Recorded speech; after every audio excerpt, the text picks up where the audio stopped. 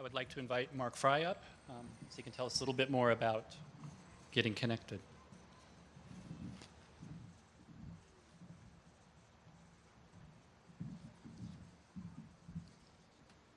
Bob, Debbie, friends, what a joy to be, good?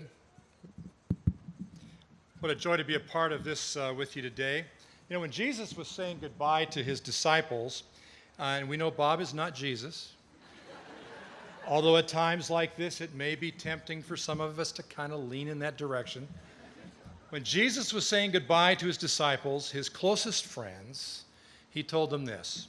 It seems useful for us today. This is my commandment, that you love one another as I have loved you.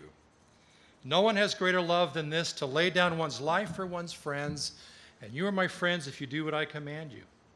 I do not call you servants any longer, because the servant does not know what the master is doing, but I've called you friends, because I've made known to you everything that I've heard from my Father. You did not choose me, but I chose you, and I appointed you to go and bear fruit, fruit that will last, so that the Father will give you whatever you ask him in my name. I'm giving you these commands so that you may love one another. I've made known to you everything that I've heard from my Father. That's get changed. I've appointed you to go and bear fruit, fruit that will last. That's get going. But right in the middle of all that, we hear, love one another as I've loved you. You're no longer servants, but friends. I even lay down my life for you. I give you these commands so that what? You may love one another. And we've already heard and seen the many ways Bob has led us in our getting connected. Small groups, Mariners, Bible in 90 days, youth programs, all the rest. And how grateful we are for that this connectedness is a part of the very fabric of our life together in this community of faith. But I want to add one more piece. And Bob, I want to thank you for practicing what you preach. Pastors can so easily lead a congregation to do all the right connectedness things and yet live and function in utter isolation. And I want to thank you for the fact that you have taken care of your own body and mind and soul and spirit through the intentional connections with others that you've made. And you truly have integrity in your call to all of us to get connected. One of those places was in a group of pastors with whom you met regularly and where pretty much anything was fair game. And we experienced your honesty in both joys and tough times, and challenges in the church, key decisions, relationships, in faith, in theology, in life. And you prayed for us, and you let us pray for you. And we all prayed for all of you. At Lake Grove, you didn't just tell all of us to get connected, you lived it. And when a beloved pastor leaves, and Bob, I hope by now, you've sensed that you are indeed a beloved pastor. We all lose a connection that means a great deal to us, and yet you've given us a gift.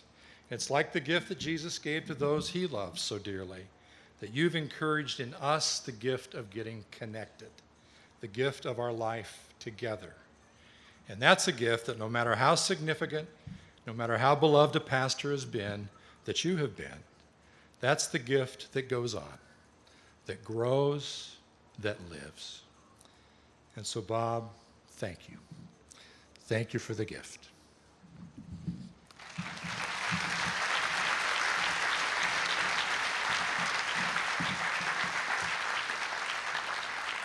Thank you, Mark.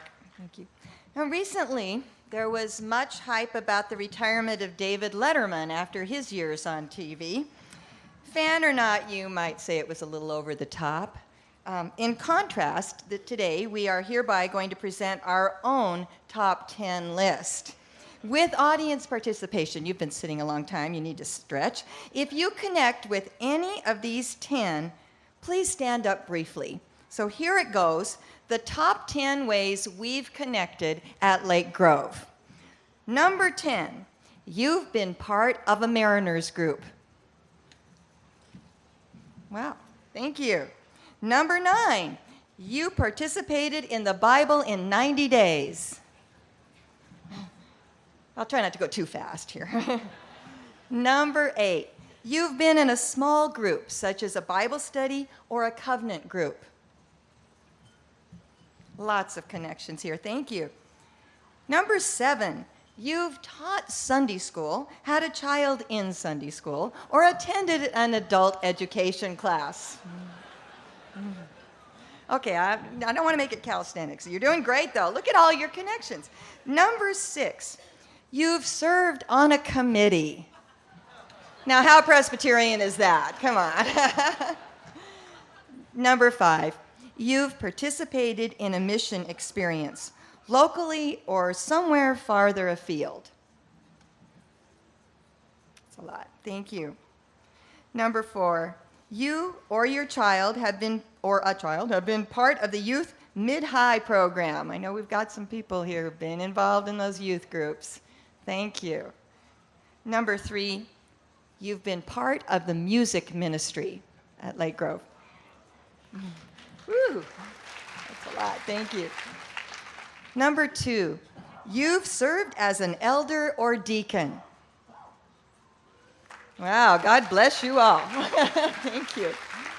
And number 1, you've attended worship services at Lake Grove. Thank you. Thank you. All right, you may be seated. So now that you're energized, finally we have a vision of get going through our commitment to the work of Christ. Bob, you have a heart for mission and brought that much needed heart to Lake Grove.